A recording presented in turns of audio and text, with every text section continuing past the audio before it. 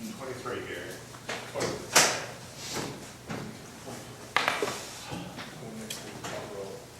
You'll be here. Thank you all. She went to look for him. She's not coming We back. gained pre-trial motions. and- I've got one pending before the court. It's a motion for reciprocal discovery. I ask that the defense turn over anything that they intend to introduce at trial. We're gonna be using your stuff. Okay? That sounds good, makes that simple. Ask for the roll on witnesses. Sustain that. I'm sure you're asking for the same. I'm sorry, what was the Roll motion? Roll on on witnesses. Yeah. Perfect. Probably helps you more than him. So you have no objection to it. Let's just stay there. No objection. Anything else we need to address before we start?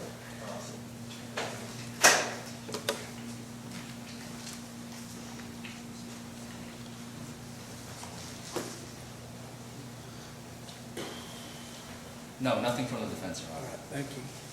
Ready to go, Judge. Your Honor, I'm going to go and call the roll, because we're going to do action about How many jurors do we have, Your Honor? 23 and then 23? 23 is this one, I'm going to call roll. 23. It's called the Commonwealth of Kentucky versus Christopher Cowan, 21M50439. Did you draw 12 jurors, please? Yes, sir, Your Honor. Your number is called. Please come forward and have a seat in the jury box available to show you where to sit.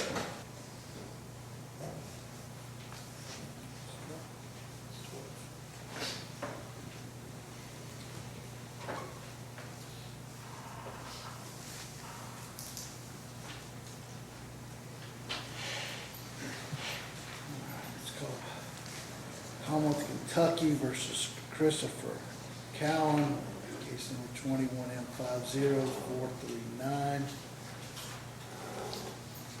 Count one is violation of 525060, disorderly conduct in the second degree. Count two is 190A010-5A. All right, sorry, I'll speak a little louder. Count one is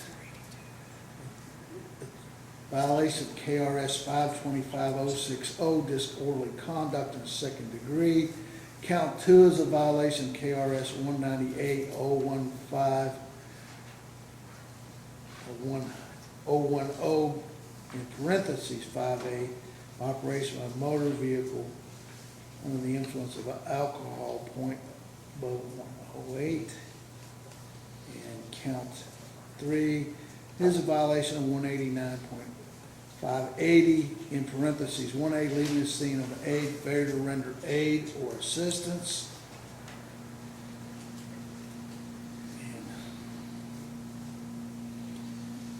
And counsel, starting with the Commonwealth, would you introduce yourself and your potential witnesses? My name's John Reynolds. I'll be representing the Commonwealth. This is Attorney Josh Price. He'll be assisting me. This is Brentley Patrick. We'll be also calling Lonnie Sawyers of Corbin Police Department, Robbie Hodge of Corbin Police Department, Daryl Thompson of Corbin Fire Department, and Jack Parton of Corbin Fire Department. Counsel, would you introduce yourself and your potential witnesses? Absolutely, Your Honor. Good afternoon. My name is Larry Forman. I am lead counsel for the defense. My client, Mr. Christopher Cowan. May I stand up, please? I represent him today, and co-counsel with me is Christopher Stopper from my office. He's going to be assisting me today. Thank you. Thank you. We have no potential witnesses. We do not know yet. All right, thank you. Thank you. And this matter is a criminal case, and I've read the charges, but that's not, me reading the charges is not evidence of guilt. It's not to be considered as such. Just because they're charged doesn't mean they're guilty. Defendant is presumed innocent. The burden of proof is on the Commonwealth. That's Mr. Reynolds to prove guilt beyond a reasonable doubt. And all jurors, including those outside the box, there, would you all raise your right hand? You solemnly swear or affirm to truthfully answer the questions to be asked of you at this time. Thank you. And Mr. Reynolds, you may award our. And please report. Mr. Forman. Ladies and gentlemen of the jury, back again. A couple of you have been called a few times. How many of you is it your first time, first day being called in on jury service? How many of you guys have been here more than once? Almost all of you almost. So unfortunately, since we got some new people, I need to go through most of the stuff that you guys have probably already heard twice now. However, if something has changed since you've been here last, please let us know. First, I want to say, if at any time I ask a question and you have an indication or an answer you want to make, you don't have to just blurt it out in front of everybody. If you want to, you can raise your hand and we can walk up to the bench and you can answer in private. If at any time you think of an answer to a question that I've already asked, then you need to raise your hand. Just because I'm not currently asking that question doesn't mean you can't raise your hand and we can't walk up and talk about it. Does anyone have a relationship with anyone that's been said so far to the extent that their relationship with that person would prevent them from making a fair and impartial decision? Which means like you're such good friends with me or the defense counsel that you would believe me over him.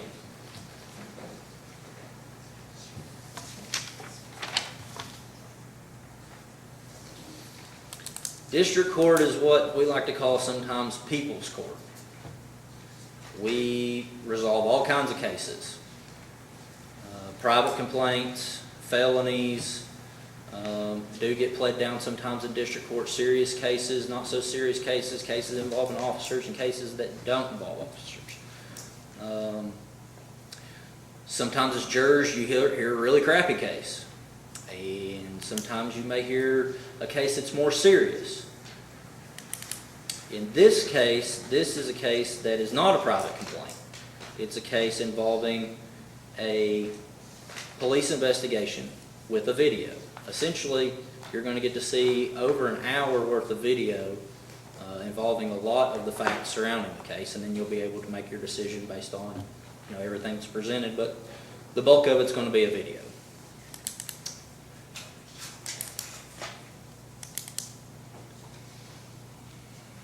Have any of you served on a civil or criminal trial before? You have, sir? What kind of case was it? It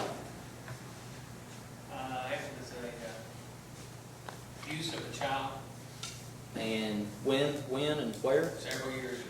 Whitley County? Yes, Circuit Court.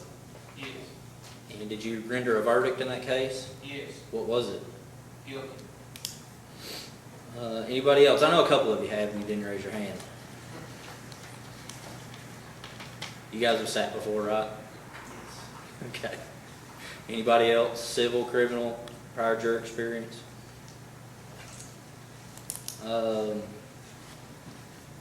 Has anyone here ever been around anybody that's under the influence of alcohol? Is there anybody that hasn't? Because that's basically what we're going to be talking today. You guys are going to have to make a decision about whether Mr. Cowan was under the influence of alcohol in this case. Can each of you identify maybe possible symptoms of that and make a decision based on your observations and experiences as jurors? Is there anybody that can't for any reason at all whatsoever? Maybe you don't like alcohol. Maybe you don't drink alcohol. Maybe you think that everybody should not absolutely never take a sip of alcohol. Does anybody feel that way at all? After hearing that, would anything that I've said cause you to not be fair to the defendant or to the prosecution?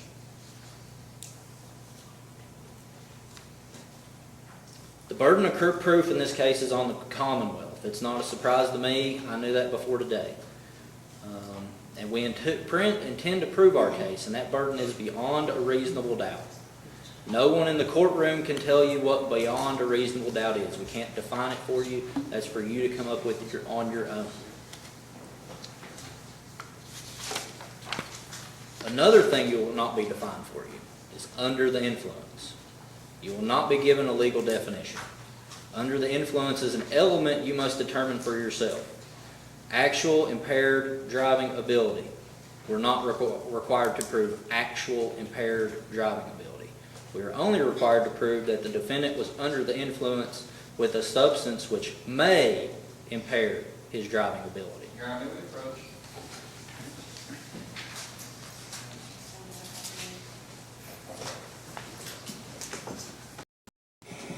Yes, Counsel.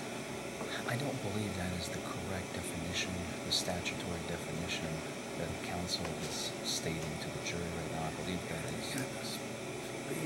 We got your mouth. Sorry, I just don't want the jurors to hear this. I don't believe that is an accurate definition of what the statute that is going to be presented in the jury instructions pursuant to Cooper's to the jury, and I believe counsel is misstating the law. I believe those are some of the instructions that we received from opposing counsel, but I would like the court to admonish the jury, because this sounds more like a closing argument or an opening statement, maybe closer to an opening statement. Trying to get to my question, but I can't get there, and he doesn't have any case law to back up his objection. I took my KRS 189A.010 subsection 1A is my case law. It says actual impairment. Can we pull the statute, please? I just want to make sure that he's not misstating the law to the jurors. He's pulling.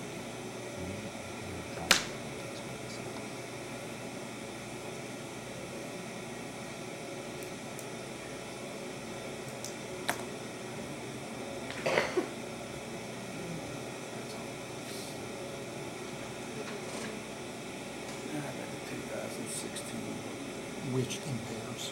Which It's impairs, which impairs, not which may It's impairs. which. I So would it like, has to be under it, and it has to be in that substance, which impairs, not may, Okay. which. Clarify that for the jurors, Judge. If you'll clarify it. before we get there, Your Honor, I would like the court, if you don't mind, to admonish, because coming from counsel is one thing, but he has already tainted the pool by stating that the law says that he only has to prove beyond a reasonable doubt that the substance may impair driving ability, and I would ask the court to admonish the jury that that's not what the law says, and read the law to the jury, since we're already there. I don't believe that to be accurate still. Subsection C. Subsection B requires that you have to show he's under the influence of alcohol. Subsection C is any other substance which impairs. And that's from the Legislative Research Commission.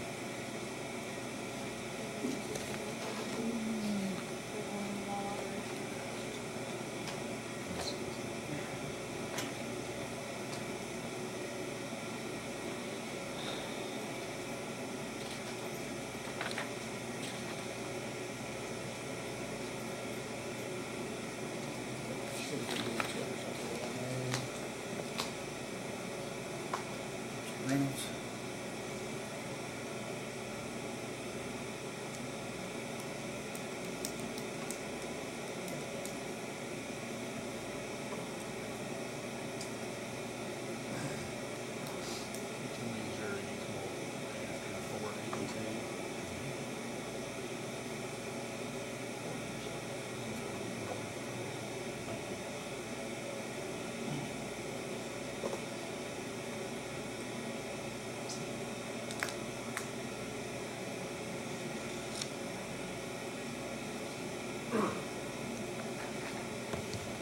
That's what it says, Judge. I got that specifically from somewhere. My phone doesn't work. I don't have a copy of it. Once again, Your Honor, honestly, counsel and I are even debating whether or not we should move this court for a mistrial, because the jury has just been fed information from opposing counsel directly misstating the law. They have all heard it. It is now in their ears. It is now in their minds.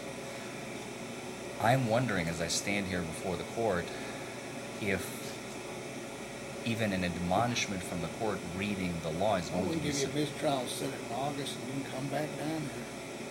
I have no problem doing that. I think the jury needs to know what the law I can't is, try not it what in it could be. August. When was this jury I panel? can't try it in August, and I can't try it in September.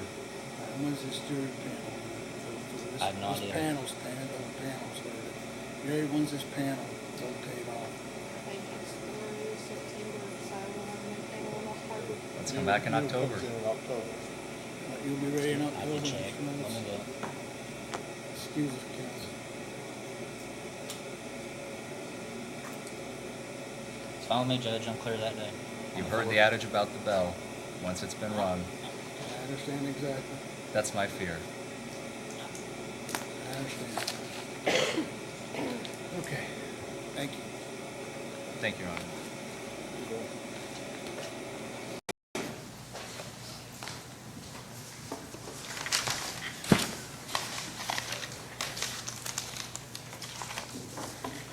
All right. Ladies and gentlemen of the jury, we were in mistrial here. You're all excused and you'll not hear this matter anymore. When do they need to come back, Mr. Martin? Looks like their next day period is July the 19th on here, but I don't know that that's valid. July the 19th, I believe is the next day on your list. And please call the evening before, and I'll have a recording on as to whether you do need to appear. Thank y'all. Thank you all. Appreciate your time and service. About excuse. Anybody needs an excuse, stop by the clerk's office, line set of double doors on the right, and they will write you an excuse for work. Thank you all.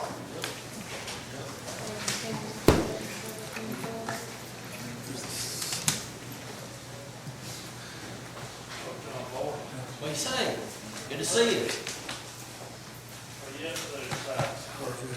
Working, buddy, constant. I saw that St. Hollywood one the last month or two, and I had a long time. Seen him at the lake one night, on the boat, they were going fishing. Oh, yeah. Say to be excused. Let's have a motion before the court unrelated to the trial itself.